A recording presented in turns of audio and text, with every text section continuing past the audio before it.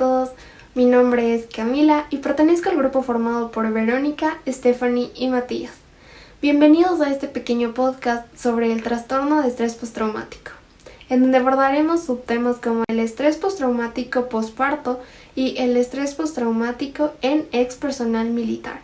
Bienvenidos y espero que lo disfruten.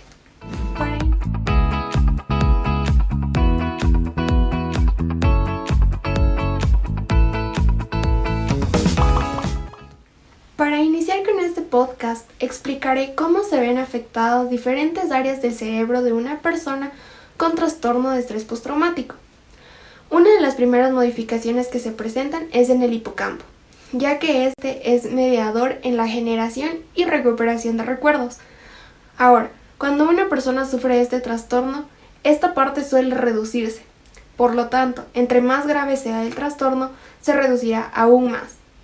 Por otro lado, los efectos del trastorno de estrés postraumático en el cerebro incluyen cómo éste utiliza ciertos neurotransmisores, tales como la dopamina, la serotonina y la noradrenalina.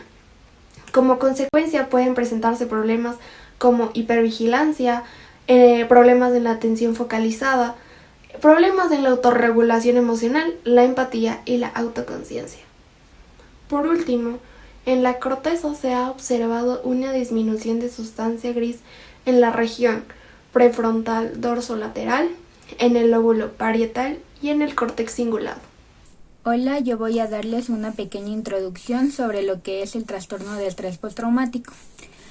Aparece descrito por primera vez en las nosologías psicopatológicas en la tercera edición del Manual Diagnóstico y Estadístico de los Trastornos Mentales. El trastorno por estrés postraumático es un recuerdo recurrente y molesto de un episodio traumático e insoportable. Los recuerdos duran más de un mes y comienzan dentro de los 6 meses del suceso. La fisiopatología de este trastorno no se conoce con detalle. Los síntomas también incluyen la evitación de los estímulos asociados al episodio traumático, pesadillas y episodios de recuerdo disociativo. El diagnóstico se basa en la anamnesis. El tratamiento consiste en terapia de exposición y farmacológica. Gracias, Verónica, por la explicación. Comenzaremos por tratar el estrés postraumático en militares, una de las afecciones psicológicas más comunes entre los soldados. Muchas veces los individuos desean con ansia salir de la situación que les representa la guerra, sin embargo no se dan cuenta que al llegar a casa será muy complicado volver a la normalidad. Y dime, Matías, ¿cuáles han sido las causas que ocasionaron este trastorno en los ex integrantes de las Fuerzas Armadas? Las causas principales del trastorno es el haber vivido un suceso impactante, aterrador o traumático. Las causas más comunes es el ver a un compañero morir, resultar herido, perder alguna parte del cuerpo o realizar actos que vayan en contra de los principios o la moral. En sí, son factores los cuales se viven explícitamente en la guerra. Con el paso de los años, ¿el trastorno avanza o disminuye de cierto modo? Puede ir disminuyendo el trastorno en el sujeto gracias a psicoterapias o farmacoterapias con sustancias tales como la sertralina, paroxetina, quetiapina, prazosina, antidepresivos, entre otros. Generalmente la psicoterapia y la farmacoterapia son aplicadas en conjunto. Vero, ¿cuál es la terapia para tratar este tipo de trastorno? ¿Nos podrías hablar un poco en qué consiste? Bueno, Stephanie, respondiendo a tu pregunta, la exposición prolongada EP es una psicoterapia para el TEP. Es un tipo específico de terapia cognitiva conductual. La EP le enseña a acercarse gradualmente a los recuerdos, sentimientos y situaciones relacionadas con el trauma que has estado evitando desde tu trauma. Al enfrentar estos desafíos, en realidad puede disminuir sus síntomas de TEP. ¿Y es posible que los ex militares logren curarse de este trastorno? Camila, te cuento, según estudios se puede mejorar pero no curar, de manera que combinando tratamientos se puede controlar los síntomas y así lograr un bienestar en el diario vivir.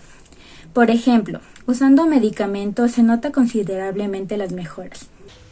¿Y cuáles son los síntomas del trastorno de estrés postraumático en ex integrantes de las Fuerzas Armadas? Los militares con este trastorno presentan síntomas tales como flashbacks, nerviosismo, estallidos de ira, dificultad de dormir, ansiedad, depresión, hipervigilancia, dolor corporal y sensación de continuar en guerra. Un síndrome llamado neurosis de guerra o shell shock surgió en veteranos de la Primera Guerra Mundial. Esta condición también afecta zonas del cerebro. Como describe Seijas, el hipocampo se reduce en volumen. El córtex prefrontal, el cual su tarea es de controlar la respuesta de la amígdala, encargada del miedo, disminuye su actividad, por lo que hay una hiperactivación de la amígdala. Muchas gracias Matías y Verónica por explicarnos sobre el trastorno de estrés postraumático en militares. Ahora pasaremos a explicar sobre el trastorno de estrés postraumático postparto. Camila nos dará una breve explicación de lo que es. Gracias Stephanie por darme la palabra. Claro, el embarazo puede desencadenar emociones y sensaciones corporales intensas, diversas en cuanto a respuestas psicológicas. El estrés postraumático postparto se puede dar por varios motivos. Uno de ellos es por la extrema preocupación hacia la vida del bebé. El segundo puede ser por todo el estrés que se vive durante el parto. Y el tercero por la práctica de una cesárea urgente. Stephanie, ¿y qué tan común es que se dé el estrés postraumático postparto? Bueno Matías, hola, te cuento que el parto traumático se define como aquel parto en el que hay un peligro real o amenaza vital para la madre o su bebé, provocando un miedo intenso, una sensación de indefensión y horror, por lo cual se dice que entre un 20 y 40% de las mujeres experimentan síntomas de estrés postraumático tras el parto. Los primeros estudios que describieron y hablaron de estrés postraumático después del parto se remontan al año de 1978 mediante los trabajos de Bidlowski y Raoul Duval, bajo la etiqueta de neurosis traumática postobstétrica. También se puede decir que el trastorno por estrés postraumático postparto puede afectar a la relación entre la madre y el hijo, así como al comportamiento infantil y a su desarrollo cognitivo. Camila, esta pregunta es para ti. ¿Cuál es el tratamiento óptimo para aplicar en caso de estrés postraumático postparto? La mejor terapia sería que la mujer asista a una psicoterapia, en donde pueda desahogarse y dejar todo lo que le hace daño. Incluso si es necesario se puede utilizar medicamentos tales como los antidepresivos. ¿Es posible que el padre también sufra de este trastorno postparto? El síndrome de estrés postraumático conlleva un sufrimiento importante para las madres que lo padecen, ya que afecta a la relación de la mujer con su bebé y con su pareja. Sin embargo, el padre no puede sufrir de este trastorno. Lo que sí puede presentar es un trastorno de ansiedad postparto, debido a los cambios bruscos en su vida, tanto personal como laboral. ¿Cómo diagnosticar si una mujer sufre del trastorno de estrés postraumático postparto? Para poder diagnosticar a una mujer con trastorno de estrés postraumático postparto, tenemos que fijarnos en los síntomas que presenta, tales como flashbacks y pesadillas, ya que esto le hace recordar momentos traumáticos para ello. El segundo es irritación o desapego hacia el bebé. En casos extremos, odio hacia el mismo. Y por último, ataques de pánico o ansiedad. Esto sucede cuando el bebé llora y ella no sabe qué hacer porque no se siente capaz de cuidar a otro ser humano. En conclusión, podemos entender que el trastorno postraumático es un mal fisiológico el cual muchas personas tienen que vivir con ello y no desearían volver a experimentarlo.